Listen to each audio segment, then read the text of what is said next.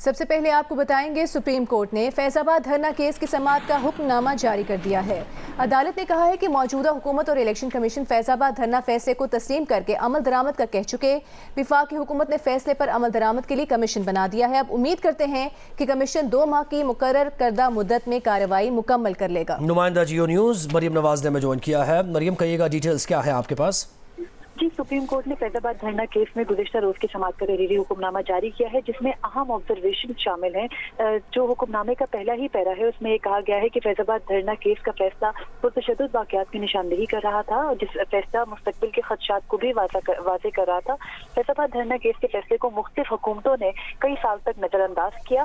Chief justice کاطف عیسیٰ نے فیض آباد دھرنا case کے سماعت کے حکم نامے میں 9 مئی کے واقعات کا حوالہ دیتے ہوئے کہا ہے کہ فیض آباد دھرنا فیصلے پر نظر ثانی درخواستوں کو سماعت کے لیے مقرر نہ کرنے سے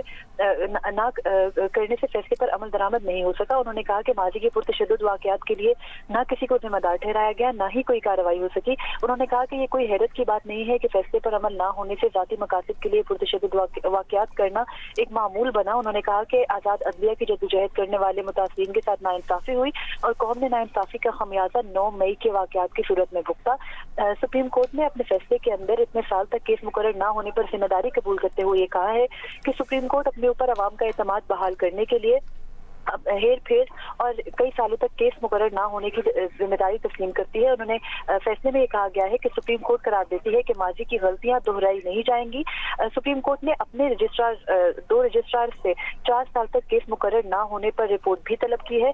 سپریم کورٹ نے یہ بھی کہا ہے کہ جو الیکشن کمیشن اور حکومت ہے وہ اب تبدیل ہو چکی ہے اور موجودہ حکومت نے سپریم کورٹ کا فیصلہ تسلیم کر لیا ہے، اس لیے وہ سمجھتے ہیں کہ ابھی جو توہین عدالت کی کارروائی ہے ان کے خلاف نہیں ہونا چاہیے۔ سپریم کورٹ نے یہ کہا ہے کہ اٹارنی جنرل نے جو ہے وہ انکوائری کمیشن فیض آباد دھرنے کے فیصلے پر عمل درآمد کے لیے انکوائری کمیشن بنانے کا بتایا ہے اور وہ امید کرتے ہیں کہ انکوائری کمیشن 2 ماہ کے مقررہ مدت کے اندر اپنی انکوائری مکمل کر لے گا اور انکوائری مکمل کرنے کے بعد عدالت دوبارہ اس کیس کو سماعت کے لیے مقرر کرے گی۔ عدالت نے ٹی ایل پی کی فارن فنڈنگ سے متعلق الیکشن کمیشن سے 1 ماہ کے اندر مفصل رپورٹ بھی طلب کی ہے۔ ابصار عالم کی جو متفرق درخواست دائر کی گئی تھی وہ بھی واپس لینے کی بنیاد پر سپریم کورٹ نے جو ہے وہ نمٹا دی ہے اور اس کے علاوہ شیخ رشید احمد کی جو نظر ثانی درخواست تھی وہ بھی واپس لینے کی بنیاد پر نمٹائی گئی ہے۔ اس کے ساتھ یہ بھی آبزرویشن دی گئی ہیں کہ شیخ رشید احمد سے متعدد بار پوچھا گیا کہ انہوں نے کس کے کہنے پر درخواست دائر کی، لیکن انہوں نے کہا کہ انہوں نے غلط فہمی کے نتیجے میں یہ درخواست دائر کی تھی۔ اور عدالت نے اپنے فیصلے میں یہ بھی آبزرو کیا ہے کہ حیرت ہے کہ اتنے جید سیاسی رہنما اور اتنے سالوں تک جو ہے وہ ممبر پارلیمنٹ اور وزیر رہنے والے شخص نے غلط فہمی کی بنیاد پر نظر ثانی درخواست دائر کر دی تھی۔ عدالت نے حکومت کو یہ بھی ہدایت کی ہے کہ جو ٹی او آرز بنائے گئے ہیں انکوائری کمیشن کے، اس میں ایک یہ بھی جو ہے وہ نقطہ شامل کیا جائے کہ کس کے کہنے پر اتنی ساری درخواستیں ایک ساتھ دائر ہوئی تھی یا پھر یہ صرف ایک حادثہ تھا۔ عدالت نے کیس کی سماعت کو 22 جنوری 2024 تک ملتوی کیا ہے۔ اس دوران الیکشن کمیشن سے اور انکوائری کمیشن سے جو ہے وہ رپورٹ مانگی گئی ہے۔ شکریہ آپ کا مریم نواز اس تفصیل کے لیے۔ خصوصی سرمایہ کاری سہولت کونسل کی ایپیکس کمیٹی کا اجلاس ہوا ہے۔ اجلاس کے اعلامیے میں کہا گیا ہے کہ خصوصی سرمایہ کاری سہولت کونسل اجلاس کی صدارت نگراں وزیر اعظم نے کی ہے۔ ملک میں سرمایہ کاری کے فروغ کے لیے کیے جانے والے اقدامات کا جائزہ لیا گیا۔ اجلاس میں آرمی چیف، نگراں کابینہ کے ارکان نے شرکت کی۔ اجلاس کی مزید تفصیل جاننے کے لیے بات کریں گے نمائندہ جیو نیوز وقار ستی سے۔ وقار، بتائے گا کیا کچھ ڈسکس ہوا آج اجلاس میں؟ جی، اس اجلاس میں مختلف وزارتوں نے ملک میں سرمایہ کاری کے فروغ اور متعین شدہ اہداف کے بروقت حصول پر سہولت کے لیے اقدامات پر بریفنگ دی ہے اور اس اجلاس میں ایس آئی ایف سی کے تحت سرمایہ کاری کے فروغ کے حوالے سے بھی وہ بریفنگ وہ دی گئی ہے، جبکہ جو مختلف اداروں کی نجکاری کے حوالے سے بھی اسی اجلاس کو بریفنگ وہ دی گئی ہے اور کمیٹی نے ملک میں سرمایہ کاری کے فروغ کے اقدامات کے ساتھ ساتھ سرمایہ کاروں کے اعتماد کو بڑھانے کی پالیسی کے حوالے سے بھی بات چیت وہ کی ہے۔ اسی اجلاس میں آرمی چیف کا یہ کہنا تھا کہ انہوں نے پاکستان کی پائیدار معاشی ترقی کی بحالی کے لیے پاک فوج کے حکومت کے ساتھ مکمل تعاون کا اظہار کیا ہے۔ شکریہ آپ کا وقار، آپ ہمیں تفصیل سے آگاہ کر رہے تھے۔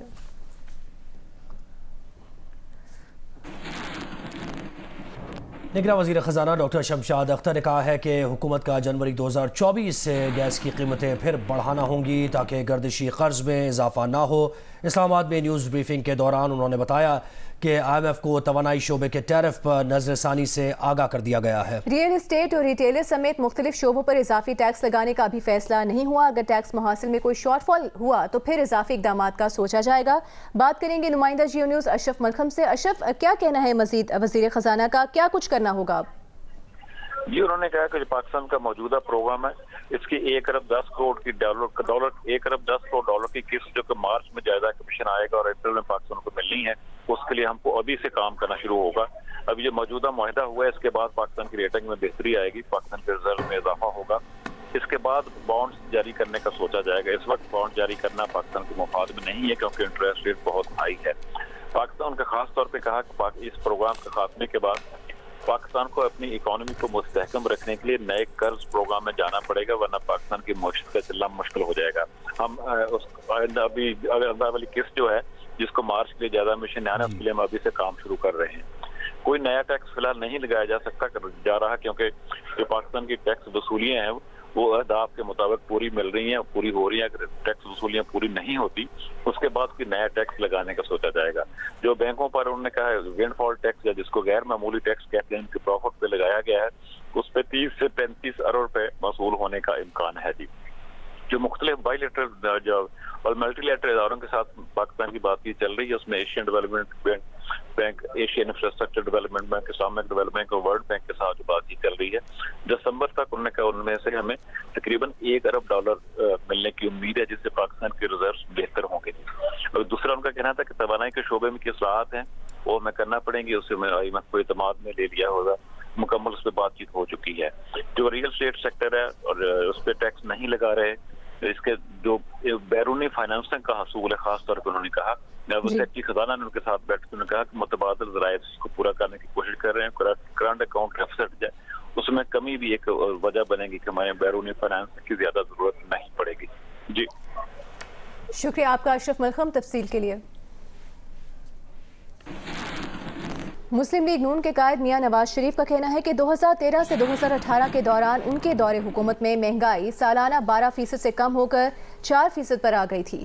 کھانے پینے کی اشیاء کی مہنگائی 2% پر تھی، ترقی کی شرح 6% سے زیادہ، جبکہ پالیسی ریٹ 5.5% پر لے آئے تھے۔ Pakistan stock market index 21,000 point سے بڑھ کر 54,000 پوائنٹس کی بلند ترین سطح پر پہنچ گیا تھا۔ 3 اسٹاک ایکسچینجز کو پاکستان اسٹاک ایکسچینج میں تبدیل کیا، جو دنیا کی 5ویں بہترین اسٹاک ایکسچینج قرار پائی۔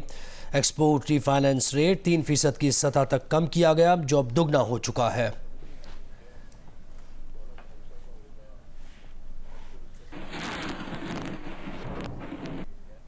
Chairman Peoples Party Bilawal Bhutto Zardari کا کہنا ہے کہ پرانے سیاستدانوں کو گھر بٹھانا ہوگا، کسی کو دوسری یا چوتھی بار وزیر اعظم بنانے کی بجائے نوجوان قیادت کو موقع دینا ہوگا۔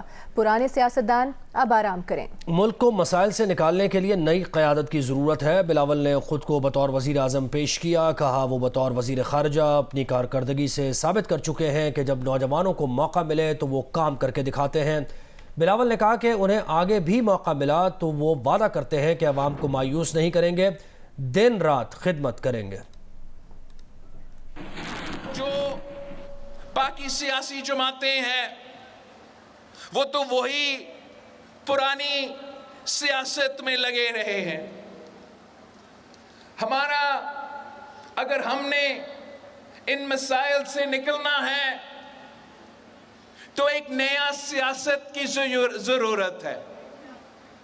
ایک نیا سیاست کے ساتھ ساتھ ایک نیا قیادت کی ضرورت ہے۔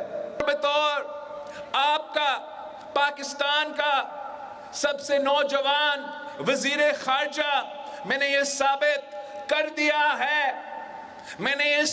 کر دیا ہے کہ جب نوجوانوں کو موقع دیا جاتا ہے تو پھر نوجوان کام کر کے بھی دکھا سکتے ہیں۔ اس سے بہتر کہ ہم کسی کو دوسری بار وزیر اعظم بنا دے یا کسی کو چوتھا بار وزیر اعظم بنا دے، ہم کسی کو جس کو موقع ہی نہیں ملا ہے ایک بار موقع دیجئے۔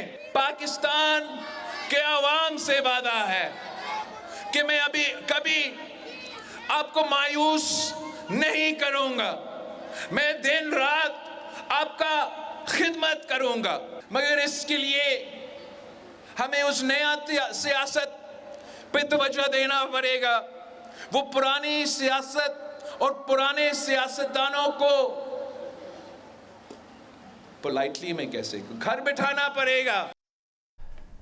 सदर मुमलिकत डॉक्टर आरिफ अलवी का कहना है कि अदलिया, इंतज़ामिया और सियासी रहनुमा इंतखाबात के बरवक्त इनकाद पर मुत्तफ़िक़ हैं। कोई शुबा नहीं कि इंतखाबात 8 फरवरी को होंगे।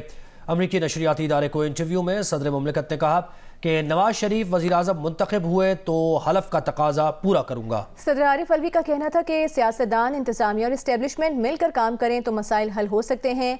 लेवल प्लेइंग फील्ड मुहैया करना इलेक्शन कमीशन और हुकूमत की जिम्मेदारी है। PTI के तहफ़्फ़ुज़ात की तरफ ख़त लिख कर हुकूमत की तवज्जो दिलाई। चेयरमैन PTI के इलेक्शन में शमूलियत का फैसला अदालत में है। फ़ौज और चेयरमैन PTI के दरमियान मुसालहत में नाकामी की बहुत सी वजूहात थीं। जियो न्यूज़ से वाबस्ता हिरा सईद फारूकी ने ह्यूमैनिटेरियन रिपोर्टिंग अवार्ड 2023 अपने नाम कर लिया।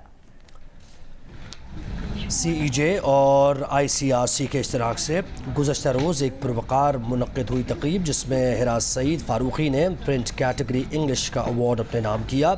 हिरा सईद फारूकी की स्टोरी सेफ स्पेसेस के उन्वान से द न्यूज़ इंटरनेशनल में शाया हुई थी, जिसमें उन्होंने सैलाब से मुतासरा बच्चों के जहनी मसाइल और उनकी मदद के हवाले से इक़दामात की ज़रूरत पर रोशनी डाली थी।